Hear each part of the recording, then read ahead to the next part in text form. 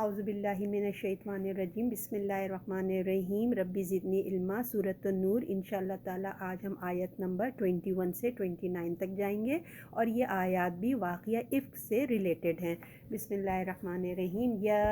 ایہا الذین آمنوا لا تتبعوا خطوات الشیطان، اے ایمان والو تم شیطان کے قدموں پہ نہ چلو، اور جو شخص شیطان کے قدموں پہ چلے گا تو وہ اس کو بے حیائی اور بدی ہی کا کام کرنے کو کہے گا، اور اگر تم پر اللہ کا فضل اور اس کی رحمت نہ ہوتی تو تم میں سے کوئی شخص پاک نہ ہو سکتا تھا، لیکن اللہ ہی ہے جسے چاہتا ہے پاک کر دیتا ہے، اور اللہ سننے والا جاننے والا ہے۔ اب بات ایمان والوں سے شروع ہو رہی ہے، اس یعنی کہ جو اس قرآن پر ایمان رکھتا ہو، تو اللہ رب العزت فرما رہے ہیں کہ دیکھو شیطان کے فٹ اسٹیپ کو فالو مت کرنا، ٹھیک ہے نا۔ رحمان کا راستہ ایک ہے، صراط مستقیم ہے، اور اس کے علاوہ سارے راستے جو ہیں وہ شیطان کے ہیں، اور جو شیطان کا کام ہے یہ ہے کہ وہ صرف فحش اور بے حیائی ہی پھیلاتا ہے، ٹھیک ہے نا، اور اس کی ہی دعوت دیتا ہے، اور اس کی بہت ساری جو ہیں وہ شاخیں ہیں۔ تو اے ایمان والو، شیطان تو تمہیں برباد کرنے کے لیے ٹارگٹ لگا کے بیٹھا ہوا ہے، تو لہٰذا تم اس کی قدموں پہ نہ چلنا، اور جو اللہ کا راستہ ہے صراط مستقیم کا راستے پہ چلنے کی جو بھی کوشش کرے گا، اللہ کا فضل اور اس پہ رحمت ہوگی، اور اللہ تعالیٰ اس کو گناہوں سے پاک کرے گا، اور جو ہدایت لینا چاہتا ہوگا اللہ اس کو بھی ہدایت دے گا، اور اللہ سننے والا ہے، جاننے والا ہے۔ اللہ تمہاری تنہائی اور جو تمہارے دل کی جو تمہاری دل کی باتیں ہیں اس کو اللہ تعالیٰ خوب اچھی طرح سے جانتا ہے۔ اب آیت نمبر 22 ہے، اس میں فرمایا جا رہا ہے تم میں سے جو لوگ فضل والے ہیں اور وسعت والے ہیں، اور اس بات کی قسم نہ کھائیں کہ وہ اپنے رشتہ داروں اور مسکینوں اور خدا کی راہ میں ہجرت کرنے والوں کو نہ دیں، اور اگر چاہیں تو وہ معاف کر دیں، درگزر کریں۔ اگر کیا تم نہیں چاہتے کہ اللہ تم کو معاف کرے، اور اللہ بخشنے والا مہربان ہے۔ اس آیت کے پیچھے بی بی عائشہ کا ایک فرمان ملتا ہے کہ بی بی عائشہ فرماتی ہیں کہ جب ان کی پاک دامنی ظاہر ہو گئی تو ان کے ابا یعنی کہ حضرت ابو بکر صدیق نے قسم کھائی تھی کہ جس رشتہ دار نے بی بی عائشہ کے اوپر الزام لگایا تھا میں ان کو مالی امداد اب نہیں دوں گا۔ تو اللہ تعالیٰ فرماتے ہیں جس کو اللہ نے عطا فرمایا، دین اور دنیا کی دولت عطا فرمائی ہے، وہ کبھی بھی اپنی ذاتی دشمنی کی وجہ سے قسم نہ کھائیں کہ وہ اپنے غریب رشتہ داروں کو جو امداد دیا کرتے تھے وہ ان سے ہاتھ روک لیں گے، انہیں چاہیے کہ وہ ان کو معاف کر دیں۔ اور پھر یہی آیت آتی ہے، کیا تم نہیں چاہتے کہ اللہ تم کو معاف کر دے، اور اللہ بخشنے والا مہربان ہے۔ تو اس آیت جب یہ آیت آئی تو ابو بکر صدیق کہتے ہیں کہ کیوں نہیں، بلکہ وہ کیا کہتے تھے، پہلے سے زیادہ جو ہے ان رشتہ داروں کو خیرات دینے لگے، اور کہتے تھے بے شک میں چاہتا ہوں کہ اللہ مجھے بخش دے۔ آیت نمبر 23، بے شک جو لوگ پاک دامن بے خبر پاک دامن ایمان والی عورتوں پہ تہمت لگاتے ہیں ان پر دنیا اور آخرت پہ لعنت کی گئی ہے، اور ان کے لیے بڑا عذاب ہے۔ تو اب یہاں بتایا جا رہا ہے کہ جو سیدھی سادی نیک عورتیں، انوسینٹ لڑکیاں، عورتوں کی جو پاکیزہ دل رکھنے والی، زنا کی طرف سوچتی بھی نہیں، خیال بھی نہیں جاتا، ایسی عورتوں کے اوپر جو وہ الزام لگاتے تھے کہ مطلب یہ کہ وہ سوچتی بھی نہیں کہ کبھی ہماری زندگی پہ اتنا بڑا الزام آ سکتا ہے، جو وہ تہمت لگایا کرتے تھے، تو اللہ تعالیٰ کہہ رہے ہیں کہ ان کو دنیا اور آخرت میں ان کے لیے بڑا عذاب ہے۔ دنیا میں تو دیکھیں ان کو 80 کوڑے تو پڑے ہی ہوں گے، ہے نا، اور آخرت میں بھی جو ہے ان کے لیے بڑا عذاب تیار ہے۔ اب آیت نمبر 24 میں بتایا جا رہا ہے کہ اس دن جب کہ ان کی زبانیں ان کے خلاف گواہی دیں گی، اور ان کے ہاتھ اور ان کے پاؤں بھی ان کے کاموں کی جو یہ لوگ کرتے تھے۔ تو وہ دن یعنی کہ ایک بہت بڑا دن آنے والا ہے جس دن جو زبانوں سے انہوں نے تہمتیں کہی تھیں، اور عام لوگ بھی جو زبانوں کا غلط استعمال کرتے ہیں، اور وہی زبانیں ان کے خلاف ہی جو ہے وہ گواہی دیں گے، اور ان کے جو ہاتھ پاؤں، آج ہم کو اللہ کے احکامات پہ چلنا چاہیے نا، ہم جب اس کے اگینسٹ کام کرتے ہیں ان ہاتھ پاؤں سے، تو وہ ہاتھ پاؤں بھی جو ہے ان انسان کے خلاف آخرت میں گواہی دیں گے۔ اور آیت نمبر 25 میں بتایا جا رہا ہے کہ اس دن اللہ ان کو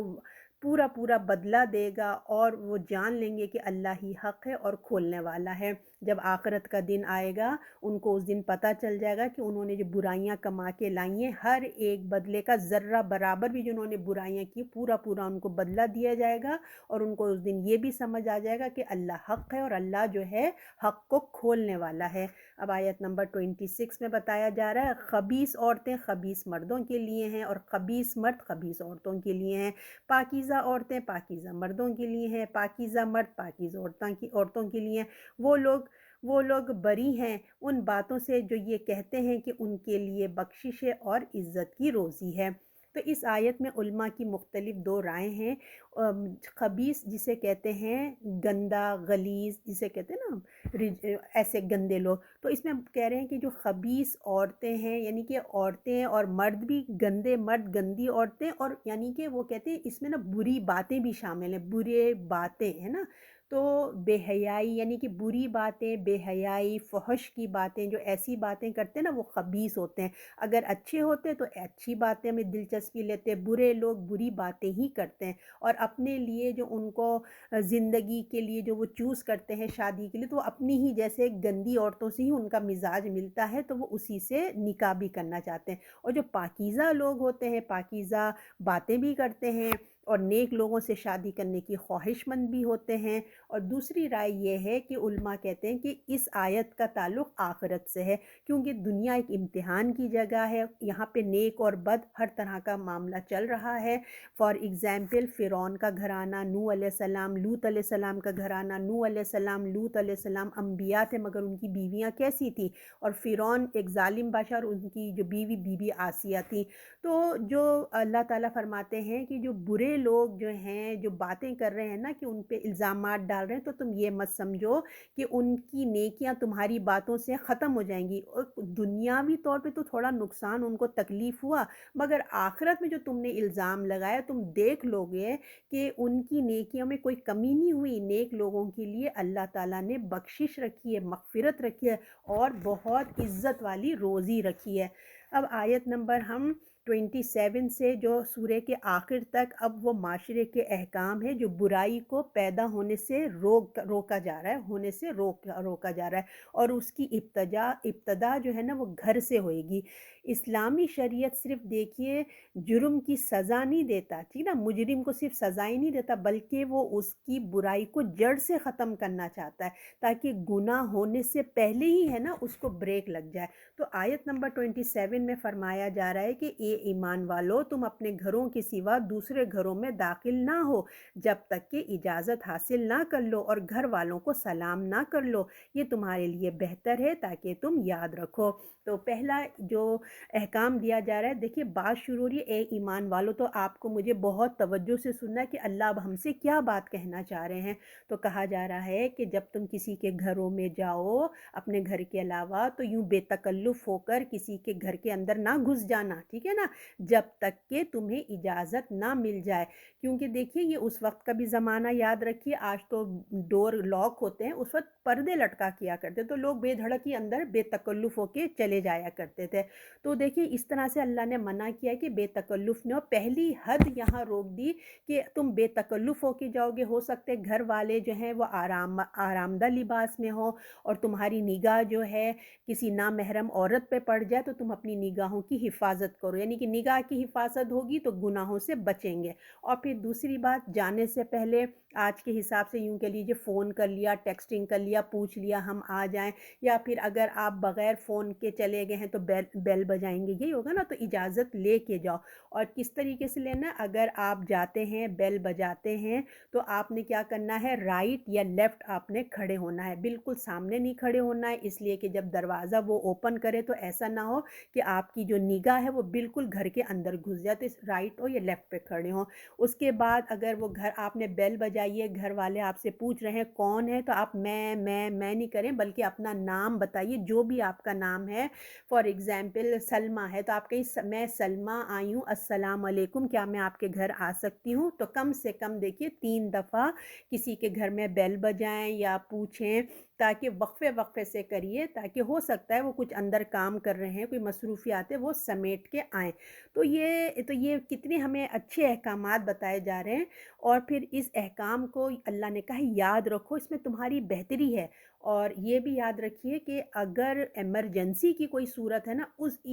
میں نہیں، یقیناً انسان جلدی سے جائے گا۔ اور یہ بھی یاد رکھیے کہ اگر آپ اپنے گھر میں بھی داخل ہوتے ہیں تو سلام کر کے داخل ہوئیے، یا تھوڑی آواز کہیے ایسے کرتے ہیں نا، ایسے کر کے داخل ہوئیے، تاکہ جو گھر کی عورتیں ہیں، بہو ہیں، بھابیاں ہیں، بیٹی ہے، جو بھی بیوی ہے، ماں ہے، جو بھی ہیں، وہ اپنے طرح کپڑوں کو درست کر لیں۔ اب آیت نمبر 28، اس میں کہا جا رہا ہے کہ پھر اگر وہاں کسی کو نہ پاؤ تو اس میں داخل نہ ہونا جب تک کہ تم کو اجازت نہ دی جائے، اور اگر تم سے کہا جائے کہ لوٹ جاؤ تو تم لوٹ جاؤ، یہ تمہارے لیے بہتر ہے، اور اللہ جانتا ہے جو تم کچھ کرتے ہو۔ اب یہاں ایک اور احکام بتایا جا رہا ہے، جب آپ کسی کے گھر میں جاتے اور گھر سے جواب نہیں آتا، یہ گھر میں کوئی بھی نہیں ہے، تو آپ نے بغیر اجازت ان کے گھر میں نہیں جانا کہ تانا جھانکی کھڑکی سے کر رہے ہیں، اللہ کہ انہوں نے آپ کو خود کہا ہے یا چابی دی ہوئی ہے، کہا ہے کہ بیک ڈور سے آ جانا، انہوں نے اجازت دی ہوئی ہے تو الگ بات ہے۔ اگر آپ اور اگر اللہ تعالیٰ فرماتے ہیں اگر آپ ان کے گھر جاتے ہیں، اگر آپ نے بالفرض آپ نے ان کو فون پہ اپوائنٹمنٹ لیا ہے کہ کیا میں اس ویکینڈ آ سکتی ہوں، اگر ٹیکسٹ کیا ہے، اگر بالفرض وہ آپ کو ٹیکسٹ پہ کہتے ہیں، فون پہ کہتے ہیں کہ نہیں یہ ویکینڈ میں بیزی ہوں، تو آپ نے برا نہیں ماننا۔ اللہ تعالیٰ کہنا اگر وہ کہہ رہے ہیں تو بس خاموش ہو جاؤ، پھر ٹرائی کرو۔ اور اگر بالفرض آپ نے بغیر کچھ انفارمیشن دیے آپ ان کے گھر تک ہی پہنچ گئے، آپ ان کو بیل بجا رہے ہیں اور وہ بیل بجاتے ہیں اور وہ گھر سے باہر کمرے سے مطلب دروازے سے باہر آ کے کہتے ہیں او آپ آئیں، سوری میں بہت بزی ہوں، میں آپ سے آج مل نہیں سکتی، تو اللہ تعالیٰ کہہ رہے ہیں جب وہ آپ سے ایسی بات کریں تو آپ پلٹ جائیں، ٹھیک ہے، آپ پلٹ جائیں، یہ آپ کے لیے بہتر ہے، اور اللہ جانتا ہے جو کچھ تم کر رہے ہو۔ یعنی کہ اب اللہ تعالیٰ یقیناً ایکشن ہوا ہے نا، اب ہم کو ریئیکٹ ہوگا نا، آپ کسی کے گھر پہ گئے، وہ کہہ رہے ہیں نہیں جی میں نہیں مل سکتا، تو فوراً آپ کو پتہ ہے ایک ریئیکٹ ہوتا ہے ہمارے کلچر میں تو بہت ہی زیادہ ہو جاتا ہے۔ تو اللہ تعالیٰ کہنے تم نے برا نہیں ماننا، اب یہ ہم نے ایجوکیٹ کرنا ہے، یہ والی بات ہم نے بھی اچھے سے برا نہیں ماننا ہے، اور ہم نے جس کو یہ پتہ نہیں ہے نا اس کو بھی یہ بات بتانا ہے کہ اگر ہم کسی کے گھر جاتے ہیں وہ ہم سے کہتے ہیں ہم نہیں مل سکتے تو ہمیں برا نہیں منانا ہے، پوچھ کے جانا چاہیے کسی کے گھر جانے سے پہلے۔ آج کل تو اتنی سہولت آ گئی ہے، اور ہمارا بھی تو معاملہ دیکھیے بالکل ڈیفرنٹ ہے، اگر کوئی کہنا کہ میں گھر پہ نہیں ہوں تو ہمیں برا نہیں لگتا، ٹھیک، اللہ ناراض ہو جاتے ہیں جھوٹ پہ، اور اگر ہم اس آیت کے مطابق سچ بول دیں تو ناراضگی آ جاتی ہے، تو ہم کہیں ہم تو جائیں گے نہیں نیکسٹ ٹائم، وہ تو بھائی ایسے بڑے لوگ پتہ نا کتنے ہمارے معاشرے میں کتنی طرح کی باتیں ہوتی ہیں۔ تو اب آیت نمبر 28 ہے، اس میں 29 ہے، اس میں فرمایا جا رہا ہے تم میں سے اور تم پر اس پر کچھ گناہ نہیں کہ تم ان گھروں میں داخل ہو جاؤ جس میں کوئی نہیں رہتا۔ اب یہ کون ہے؟ یہ پبلک پلیسز کی باتیں ہو رہی ہیں جس میں کوئی نہیں رہتا، آپ لوگوں کو اجازت ہے، ہوٹل ہے، ہسپتال ہے، اسکول ہے، مسجد ہے نا، جہاں پہ آپ جا سکتے ہیں، ان میں تمہارے فائدے کی کوئی چیز ہو، اب یہ کہ نماز پڑھنے گئے ہیں مسجد میں، اور بھی ہوٹل میں کوئی سامان ہے، ہسپتال میں کوئی مریض ہے، کوئی بھی ہو یا سامان ہی رکھا ہے، لیکن ایک بات یاد رکھیں جہاں لکھا ہوا ہے نا کہ نو انٹر، یہ جگہ پہ آپ نہیں جائیں گے تو وہاں آپ نے نہیں جانا ہے، اور اللہ جانتا ہے جو کچھ تم ظاہر کرتے ہو، جو کچھ تم چھپاتے ہو، اللہ تعالیٰ کو سب تمہارے اعمال کی خبر ہے۔ اللہ تعالیٰ ہمیں ان اعمال پہ چل کے ہم خود بھی عمل کریں اور دوسروں کو بھی پہنچانے والے بنیں۔ صدق اللہ العظیم۔